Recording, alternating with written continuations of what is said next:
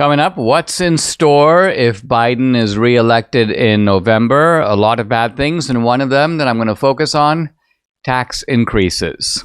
Debbie joins me. We're going to discuss Magic Mike, i.e. House Speaker Mike Johnson. We're going to talk about why Trump continues to surge, even as his legal problems continue, and our upcoming filming in Israel. Hey, if you're watching on Rumble or listening on Apple, Google, or Spotify, please subscribe to my channel. This is the Dinesh D'Souza Show.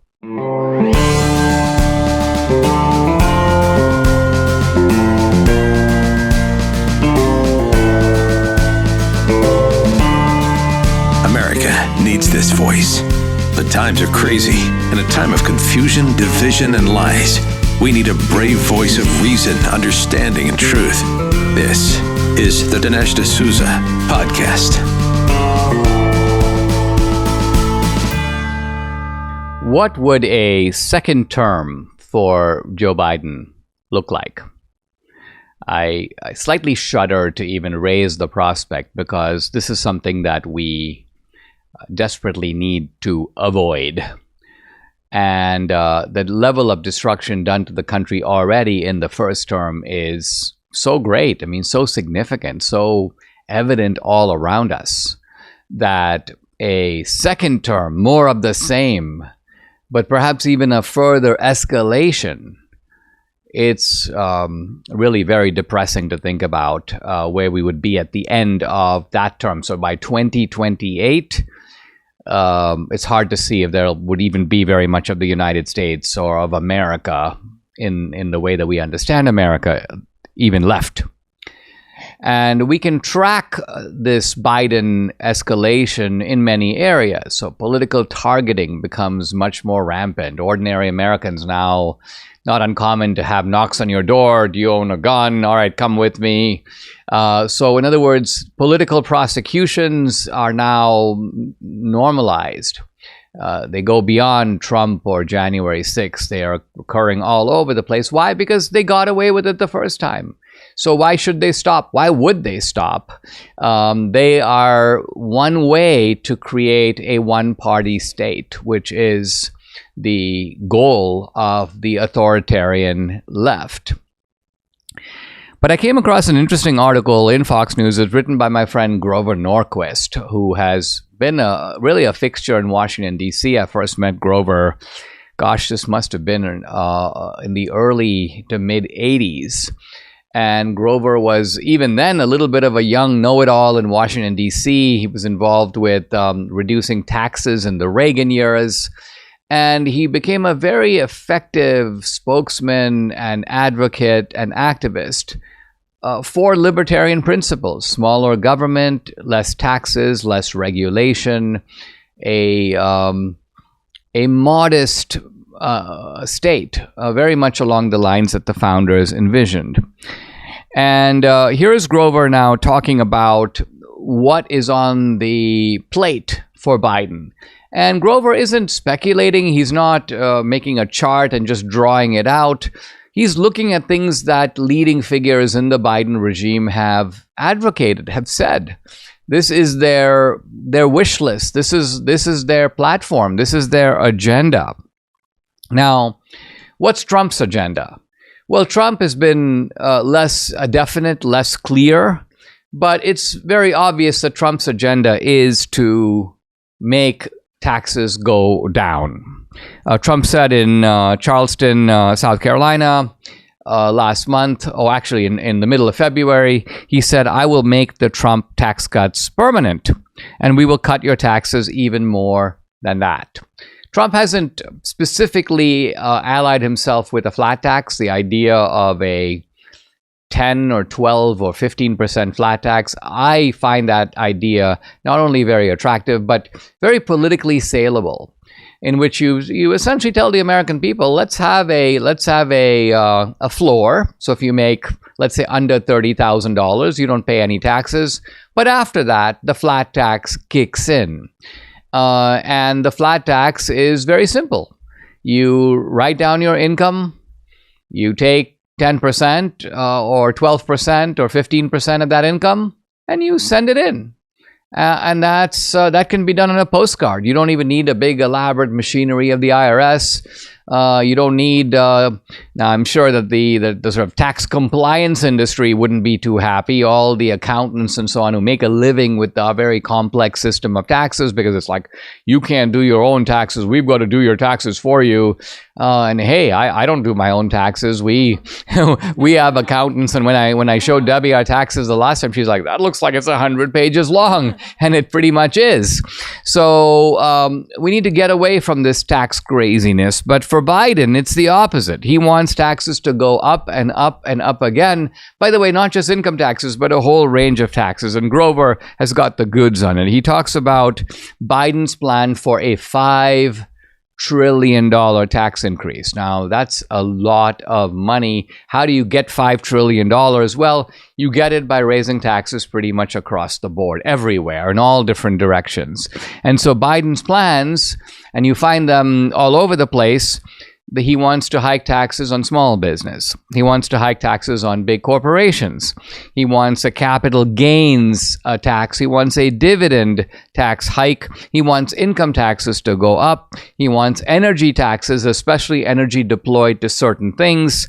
And he wants to have a second version of the so-called death tax or the estate tax.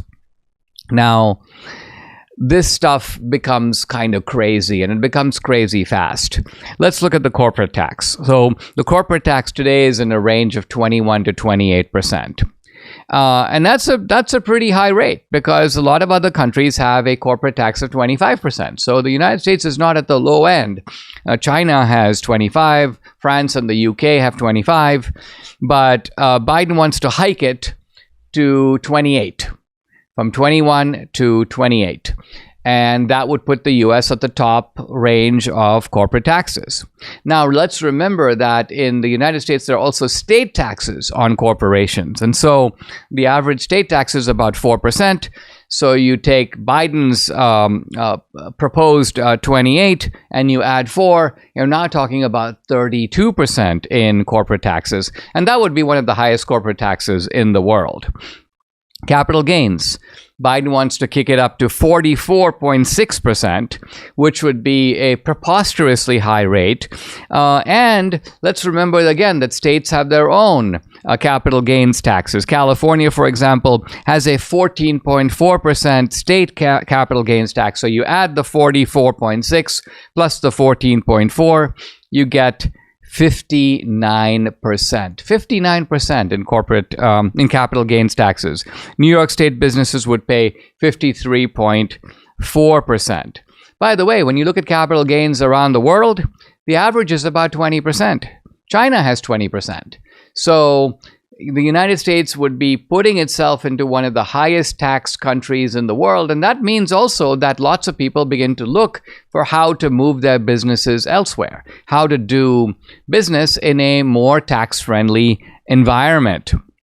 Now we turn to taxes on unrealized stock gains. Now, this is not really obvious to many people, but right now, if you or I buy a stock, let's say an Apple stock or any other stock, and we hold it, and the stock goes up in value, we don't pay taxes on that until we sell the stock. Why? Because we haven't realized the gains. The gains may exist on paper. Apple stock has risen 20%, but that's not money in my pocket because I haven't sold the stock. And yet, what Biden wants to do is tax the unrealized gains. And that means that even if you haven't sold the stock, or let's say property, you have a piece of land, it goes up in value, you don't pay taxes on the increased value until you sell it. And then you've realized income, and that income becomes taxable. But on the other hand, if you end up paying taxes on the increased land value, even though you haven't sold, well, this is exactly what the Biden administration wants to do. What happens with a lot of these taxes is they start out kind of hitting the more affluent, and then pretty soon they're hitting everybody. This was, by the way, true of the income tax when it began around 1913. The tax was 7%. It only applied to millionaires. But today, the income tax rate has gone up to what? The high 30s, 38%, thereabouts. And the lowest rate is 10%, and that hits well over half the country. The alternative minimum tax, the so-called AMT, when it was first instituted in 1969, most people didn't even know about it or even feel it because it didn't apply to them. But now it does. If you look at your tax return, you may very well right now be paying taxes under the AMT or alternative minimum tax. I mentioned Biden wants additional taxes on energy. He wants a carbon tax. So for Biden, there's no desire to put any brake on the spending side. Spending continues promiscuously, and spending has the political purpose. Why do you think Biden is, quote, excusing all these student loans? Because the way he sees it, every time I excuse a student loan, I'm gaining a Democratic voter. So he's essentially using other people's money to buy votes. So taxes are a way of claiming other people's money. And then you use that money and you act as if you deserve the credit because you're spending the money ultimately to gain something for yourself. It's a crass political move posing as a form of virtue. What's the term that they use for these loans? I'm excusing the loans, or I'm forgiving the loans. Think of it. I'm forgiving the loans, as if Biden is in some divine position of bestowing forgiveness on people. This is all false magnanimity. This is all pretend virtue. But this is what they want to do. They want to spend the money, and to do it, they know that they need taxes to pay for it. And so they're racking up debt on the one side, but they've got lots of plans to take money directly out of your pocket on the other. Do you remember as a kid how your parents and grandparents made you try all the vegetables on your plate, or when they coaxed you to eat fruit instead of sweets? Well, that's because they knew what was good for you. And it's truer today than ever before. You need to eat your fruits and veggies. Now, there's no substitute for a healthy diet, but there is this: balance of nature. Fruits and veggies in a capsule. So easy to take. The products are gluten-free. They're non-GMO. They contain no added sugars or synthetics. So if you're looking for something to make you feel better naturally, you should definitely try Balance of Nature today. Eat your fruits and veggies every single day with Balance of Nature. I started taking Balance of Nature the day I decided I was ready to feel better. So are you ready to feel better? Whether you order online or call direct, you got to use promo code America to get the special offer. It's 35% off. Here's the number to call: 800-246-8751. Again, 800-246-8751, or go to balanceofnature.com. When you use discount code America, you'll get the special offer. It's 35% off.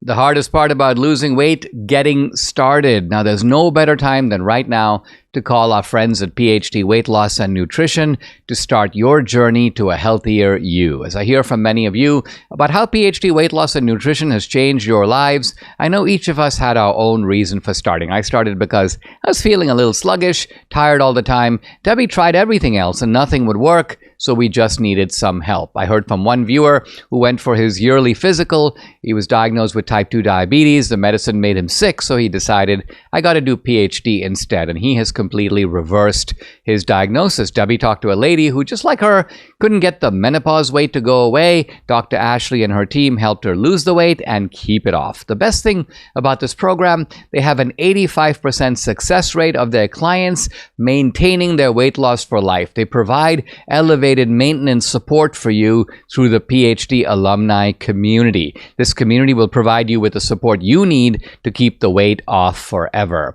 So call PhD Weight Loss and Nutrition. Here's the number: 864-644-1900 to get started, or you can go online at myphdweightloss.com. The number again to call: 864-644-1900. Debbie and I are here for our Friday roundup, and well, we haven't been doing too many of these lately because Debbie's been shuttling back and forth between here in Texas and the Rio Grande Valley, visiting her mom. And in fact, I think, honey, you're going next week as well, so you won't be... I'm actually going next week for two reasons: to see my mom and also to sing at a funeral. Sadly, I'm singing at a dear friend's dad's funeral. He was like a second dad to me. So it's very special. I find it amazing how people envision their own funerals and then decide, as was in this case, there's a particular song he wants you to sing, and he's like, yes, I want this song, and I want Debbie to sing it. Yeah. Oh yeah. It's very special, and so I'm going to do it. I hope I don't break down. I'm going to really try, given the circumstances, and given just that I'm also I've just been very sad in general about the whole situation. My mom and then him they were both ill together at the same time, and he's like a year older than my mom. No, wait, I'm sorry, a month older than my mom. So they're the same age. Yeah. So it's very sad. I know it is the cycle of life, and I make peace with that, but it's still very sad. Yeah. So anyway. Well, on a more humorous note, and to cheer Debbie up, I decided to put on a little bit of the kind of outfit that causes one of her eyebrows to go up. Like, what's this? I know. And you noted today that I was not only wearing green, meaning a green shirt, but I'm also wearing green pants. And I won't raise my legs, but if you look down, I'm wearing green socks and also green shoes. Yeah, you are. You look like the little leprechaun. Oh, before I forget, because I know I'm going to. Happy birthday, Juliana. Oh, Juliana, but 24. So 20. My baby turns 24. I cannot even believe that. I cannot believe that. Yeah. Wow. Yep. So anyway, but yes, back to your leprechaun outfit.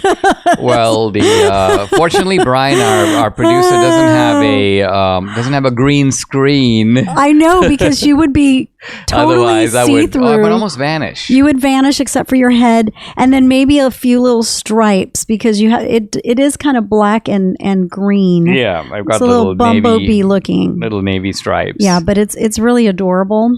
And as everybody probably knows where we live, Dinesh does all the grocery shopping. And so, honey, don't go grocery shopping today. You think I might be a spectacle? People think he's wearing a costume. that may, yeah. Maybe they think, well, I'm doing a film shoot.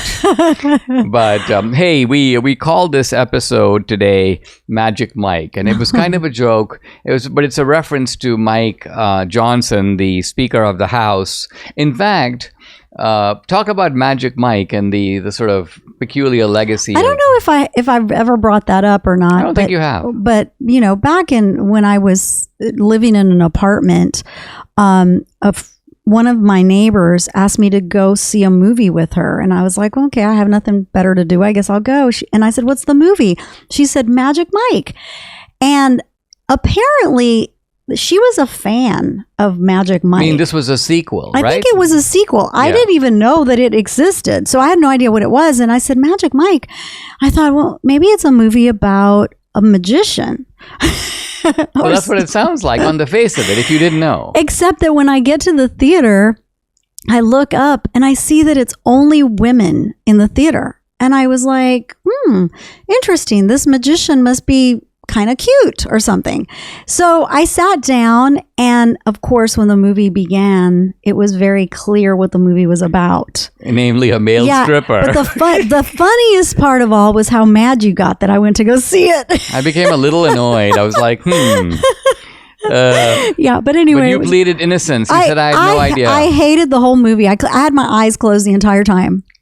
Anyway, that was Magic Mike, but we're using the term in the context of Magic Mike Johnson. I know, who is the furthest thing. And I don't know if he's going to like that too much. Well, let's put it this way: this guy is no political magician, and I say that because he is causing frustration and confusion among his own base. Lots of people who supported him and said, hey, we're looking for something a little better than Kevin McCarthy. You appear to be ideologically sound.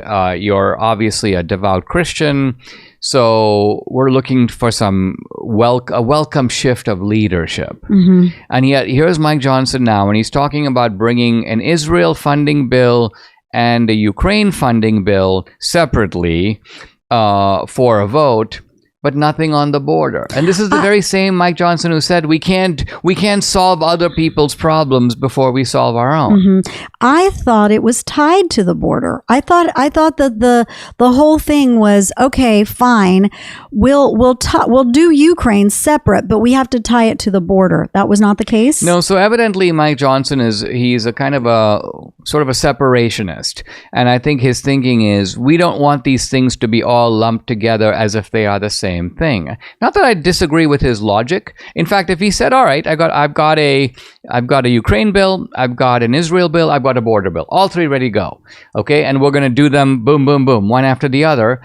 That's not unreasonable, because you don't want to feel, because you have one position on the border, you're locked into a position on Ukraine. But that's how Democrats That is how Democrats work with the omnibus type of bill. So sure.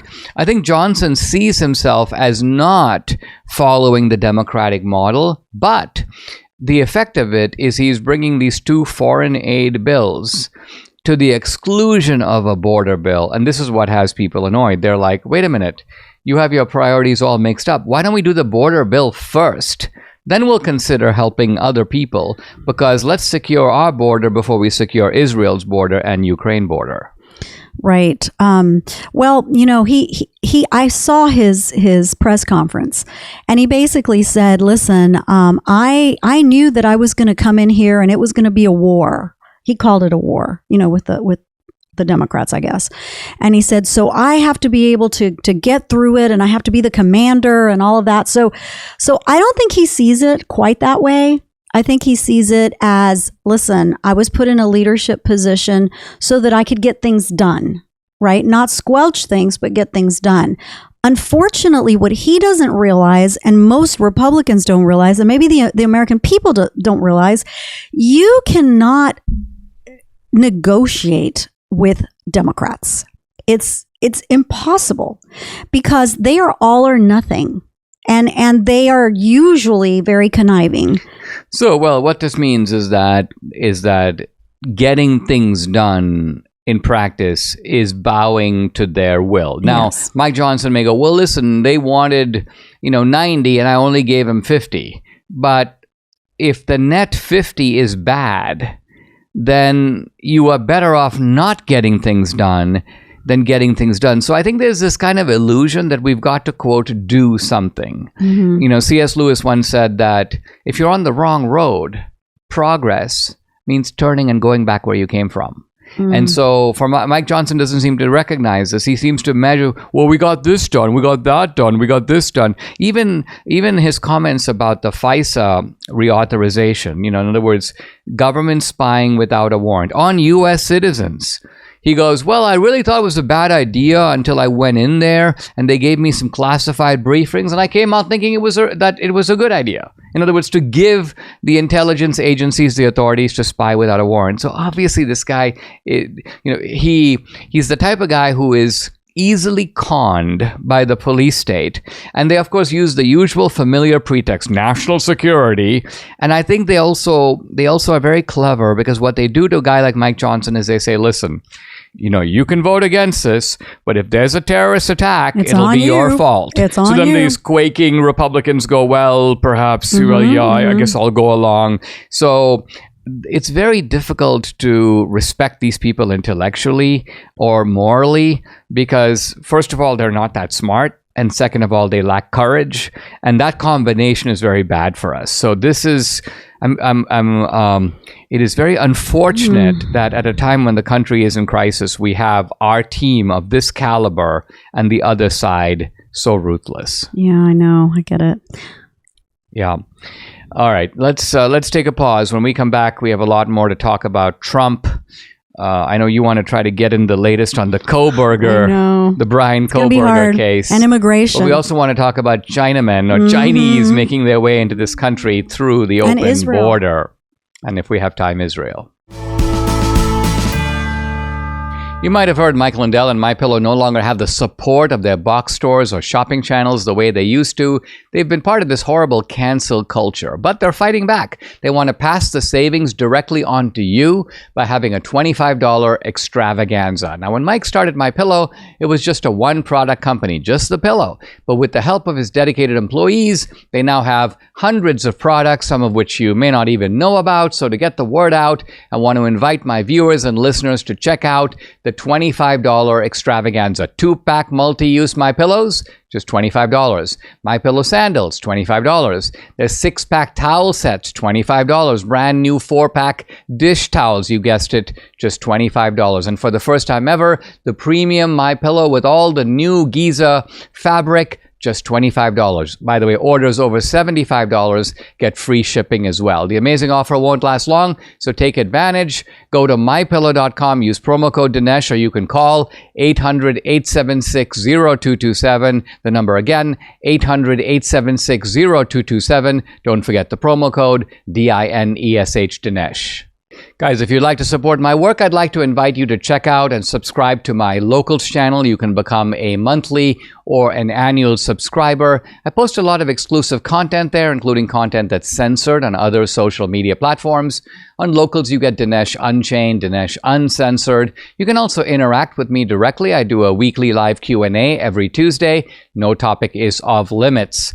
I've also uploaded some cool films to Locals, documentaries, feature films. It's Dinesh's movie page. 2000 Mules is up there, and also the latest film, Police State.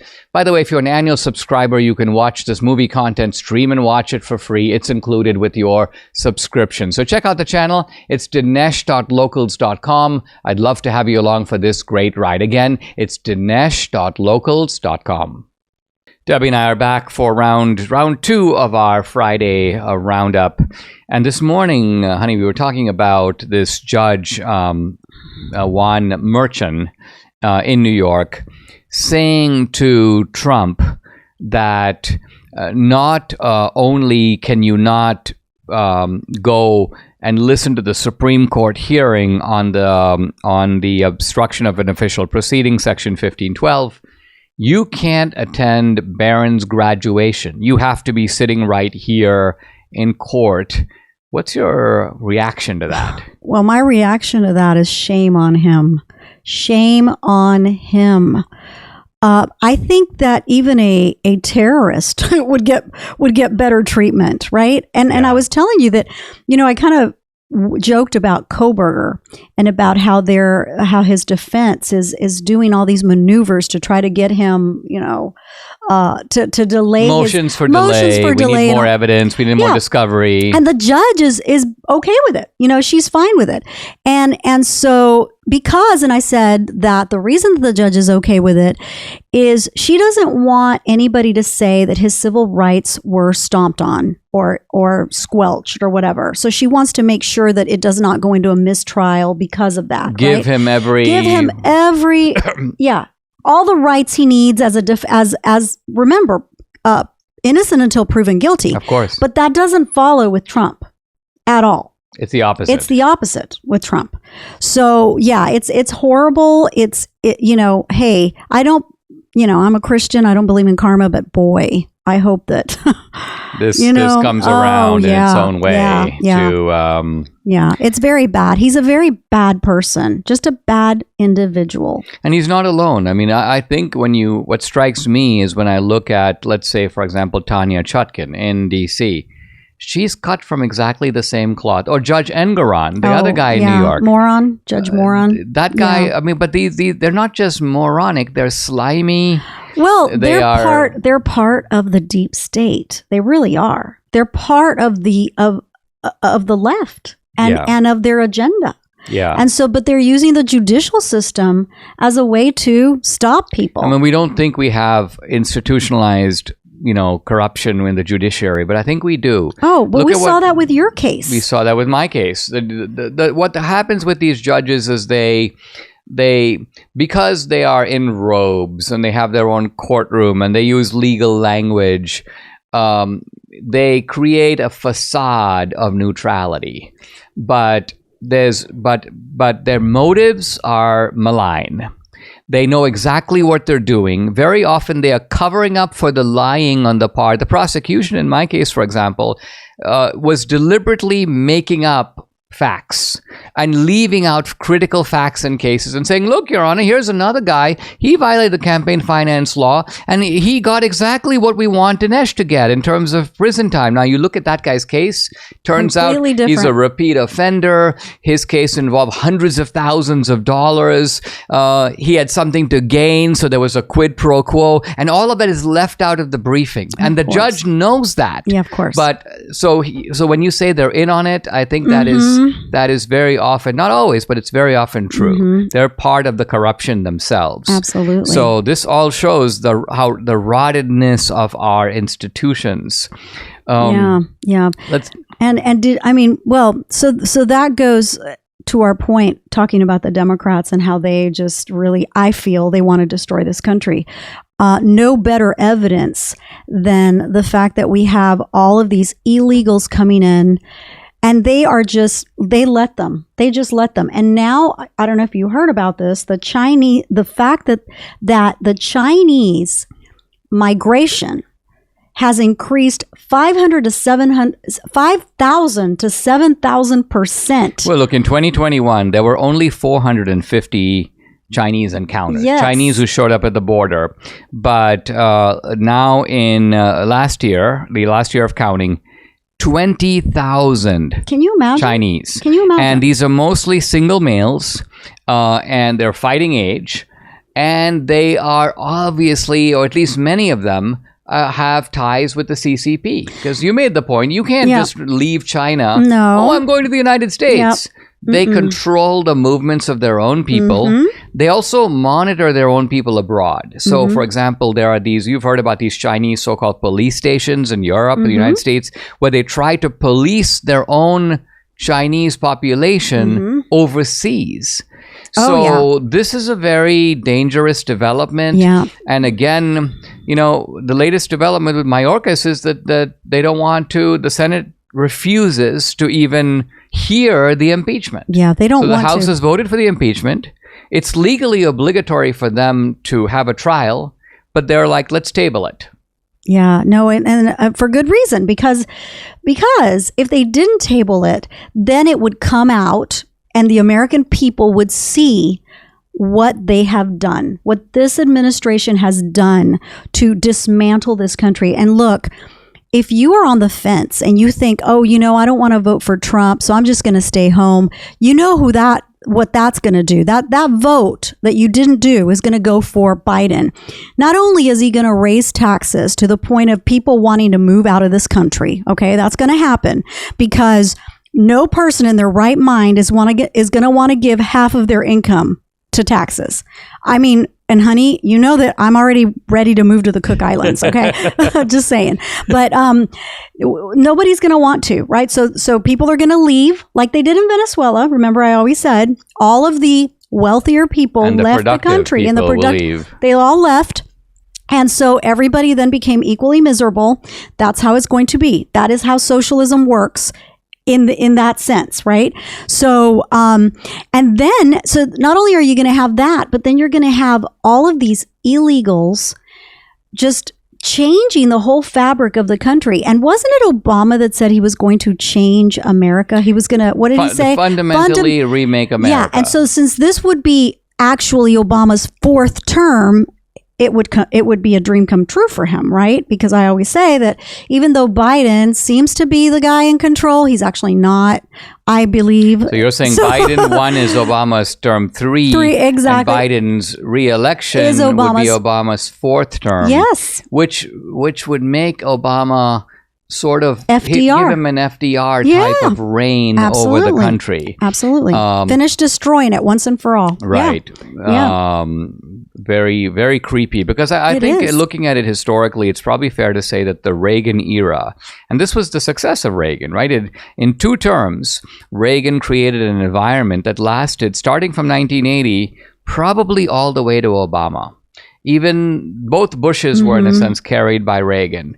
But Obama began the unwinding of Reaganism.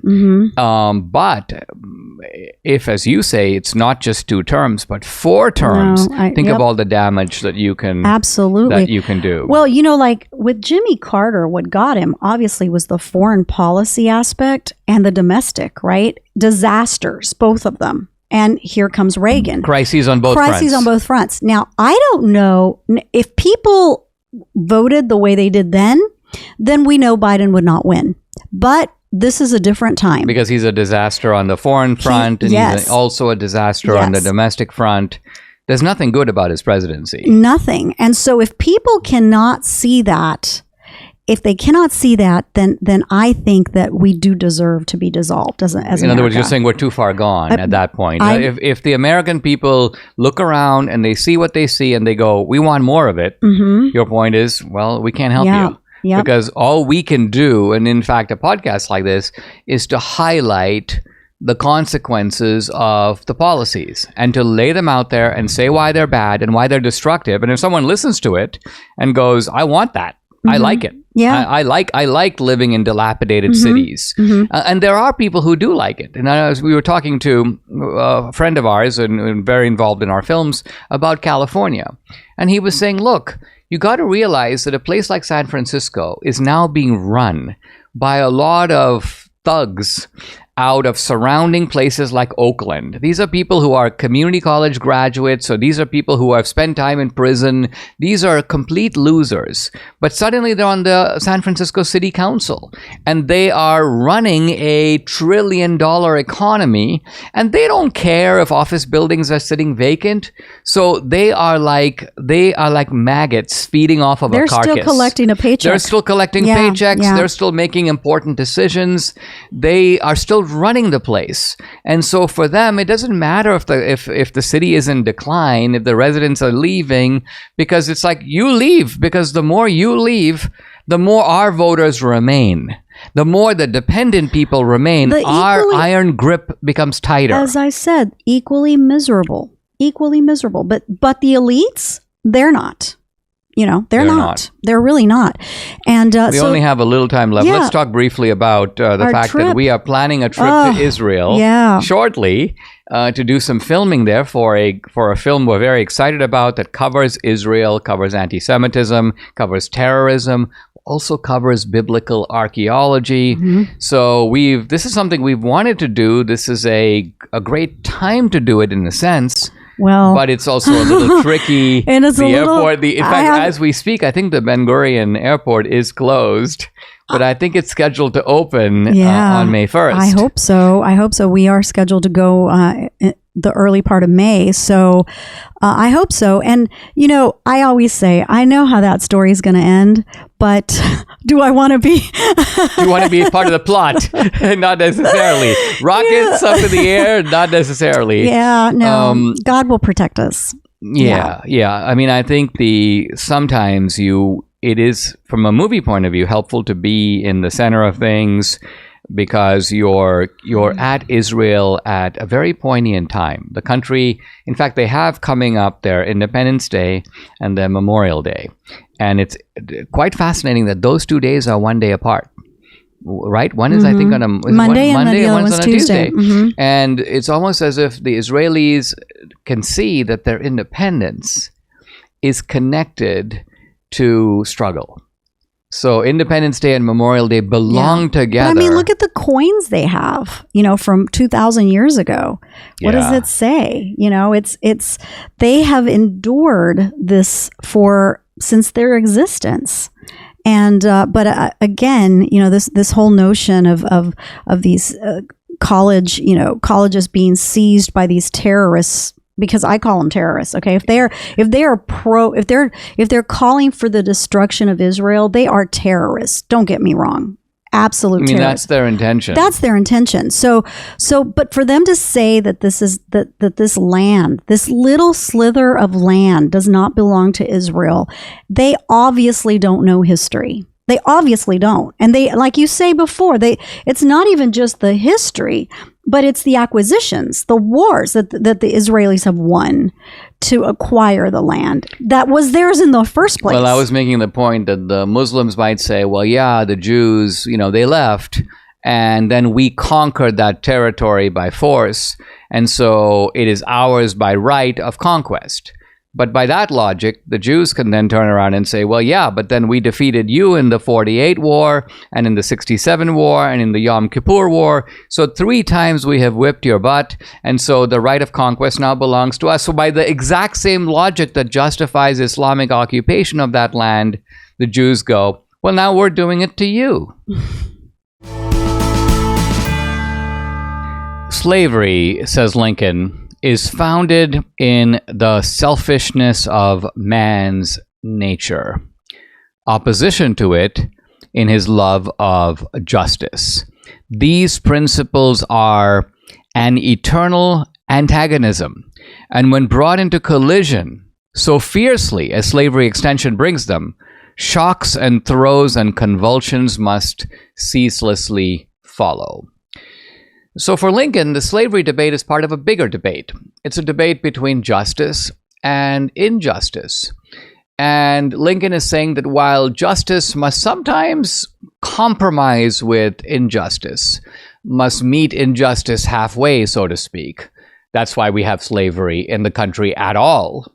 Nevertheless, justice wants to win out and prevent injustice from spreading.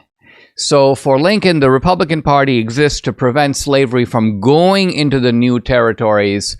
He wants to contain it. He wants to corral it.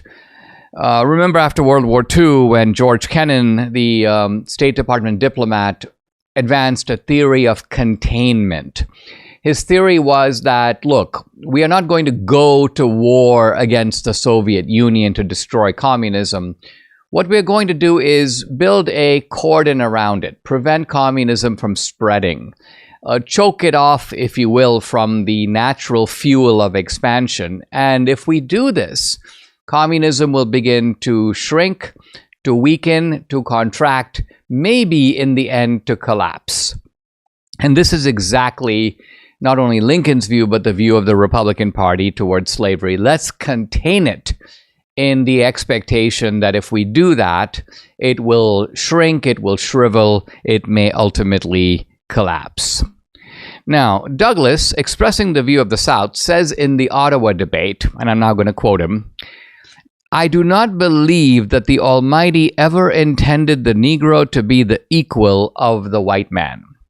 If he did, he has been a long time demonstrating that fact." Here's a little bit of sarcasm by Douglas. Hey, if Africa was supposed to be the equal of Europe, ha ha ha, why haven't we seen it? Why are the Africans in so many ways so primitive that they are comparable to the Europeans of 1,000 years ago? Here is Douglas continues.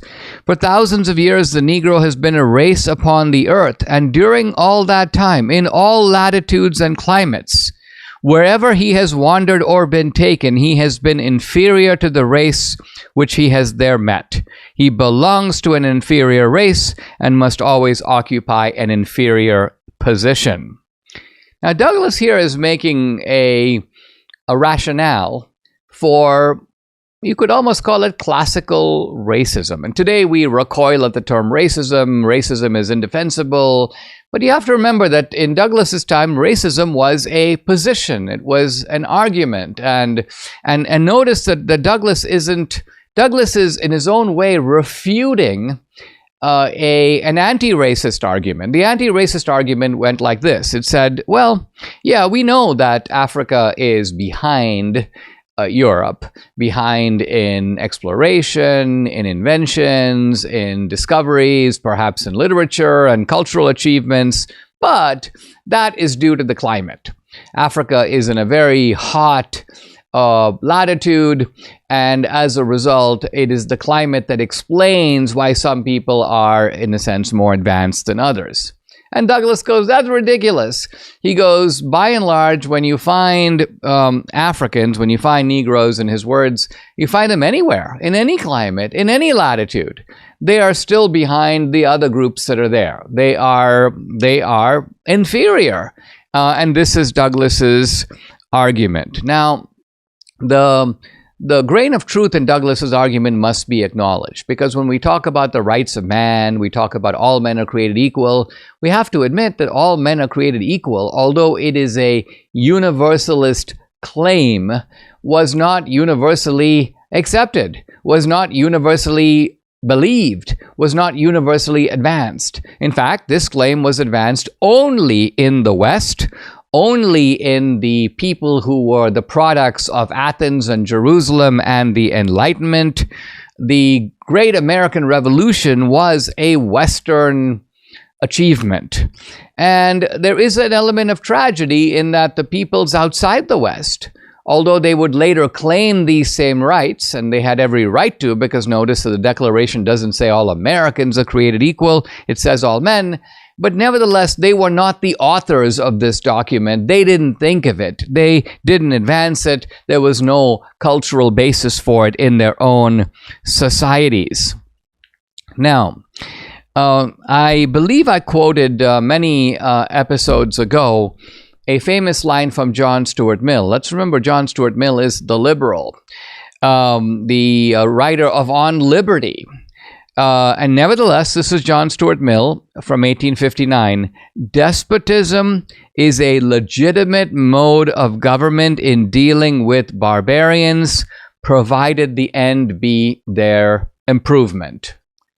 Now, this is a little bit of a shocking phrase. Despotism is sometimes justified, he says. It's a legitimate mode of government in dealing with barbarians. But then he adds a second part, which is very interesting.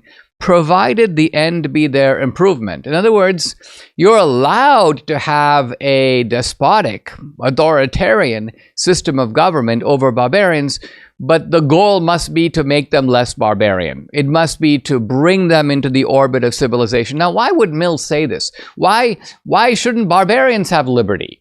The answer is pretty simple. Liberty is a part of a mechanism for enabling free people to live well together. And this requires a certain level of cultural development, a certain level of literacy, a certain level of ability to communicate one with the other, to have legitimate political debates. So let's say, for example, we are part of a human tribe and we settle all our differences with blows. That's who we are. That's what we do.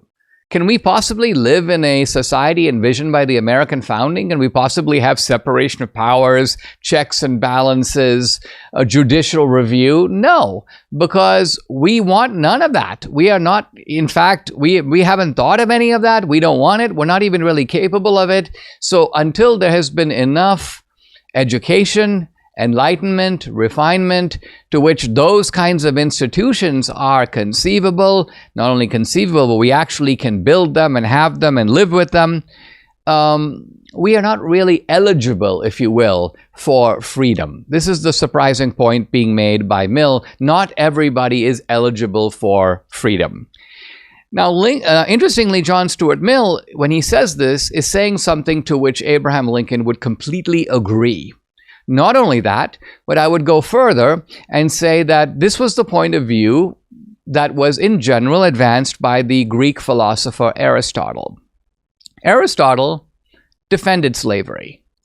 But when you listen to Aristotle, it's very clear that Aristotle is talking about two types of slavery. He talks about natural slavery and conventional slavery. What is natural slavery? For Aristotle, natural slavery is the slavery of the person who is enslaved is not capable of exercising liberty as a full-grown human being. So think of somebody who is like a mental incompetent, or think of somebody who is so defective that they are simply incapable of living in society, following rules, abiding by laws. Somebody who is of that type, Aristotle says, that kind of person is a natural slave. And what he means is somebody else has to rule that person. And again, Aristotle believes it should be, as Mill says, for their benefit, for their own benefit. They can't do it themselves. Now, there is also, says Aristotle, what he calls conventional slavery. What is conventional slavery? Well, my tribe raids your tribe and takes 17 captives. They then become enslaved. Now, they're not mentally deficient. They're capable of ruling themselves. In fact, they were part of a tribe, and yet they are enslaved for the sole reason that they were overpowered by my tribe and reduced to slavery. So they are slaves not by nature, says Aristotle, but by convention. Now, even though Aristotle is making a kind of qualified defense of slavery, you can also see the anti-slavery argument that is concealed in Aristotle. Why? Because the anti-slavery argument is that, hey, listen, conventional slavery is unjust, because conventional slavery is nothing more than one person or one group physically overpowering another and reducing it to captivity. There's nothing just about that. That's simply the law of the jungle. That's simply using force against somebody else. So this Aristotelian idea that slavery might be justified in extreme cases where you've got people who are somehow incapable of looking after themselves. Nevertheless, for Aristotle, most of slavery, which is conventional slavery, which is slavery that is basically created by one army capturing another, one society overrunning another, that conventional slavery cannot be defended as just. Subscribe to the Dinesh D'Souza podcast on Apple, Google, and Spotify, or watch on Rumble, YouTube, and SalemNow.com.